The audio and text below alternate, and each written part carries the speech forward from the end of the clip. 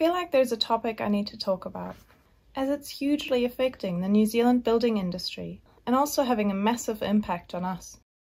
Bank interest rates. Quite specifically on construction loans that remain on floating rates until the build is completed. Interest rates have skyrocketed after really low interest rates during the COVID pandemic. The high interest is meant to bring down inflation, but sure feels like it's pushing people out of home ownership and causing a lot of problems for the future of New Zealand. The retirement plan here relies on people owning homes and having paid off mortgages. Currently, a lot of people are either unable to buy or losing their homes to the banks.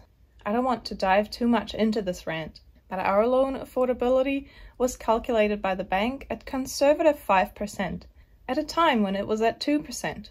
We were barely approved then, and currently interest is at over 8%, with predictions of further rises.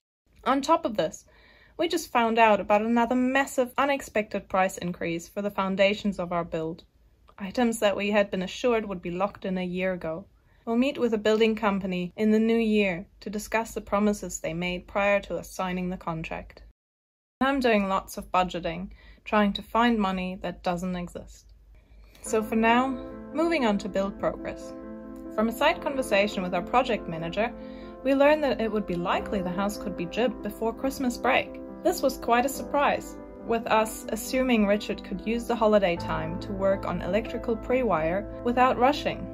Then it quickly became a mad rush, with him having to take extra leave from work and wiring around other tradies on site. It's gotta be done, since the last thing we want is for us to cause any delays on our build.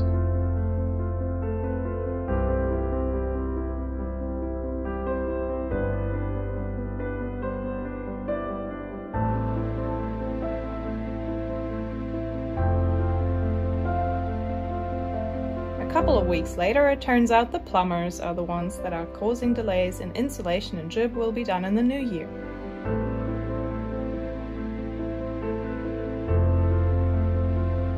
The weatherboard cladding started to go on, which is another big milestone to happen, and we look forward to finally getting the house watertight. The remaining glazing went into the windows, but one of them cracked while it was placed, and a replacement was ordered. Internal doors were installed, and jib plasterboard delivered to site, but at first not transported into the house, and sitting outside overnight during some luckily light rain.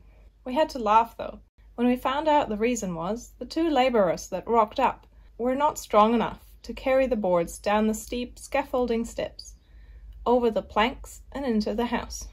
The next day, 4 strong guys came prepared to get it done, and the plasterboards for the walls are now sitting safely in the house. A couple of our frustrations are the roof still leaks, but it may be due to the scaffold sitting on top of the roof, pushing the water upwards. Our garage builders just didn't show up on the start date they gave us, and we're still waiting for them to make a start. And what Richard witnessed on site was tradies using the roof as a shortcut to walk across and store materials on, and that scratched the brand new roof surface. I'm quite over the no-care attitude that comes with some of the tradies, tossing their cans, cigarettes and rubbish everywhere.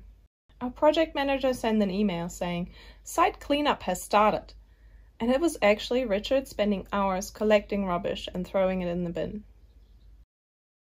Between wiring, budgeting, and preparing to meet with a building company in the new year, we'll now celebrate our second Christmas in the tiny sleep out. We can't wait for work to start up again in a few weeks, and hopefully progress to a finished house in 2023.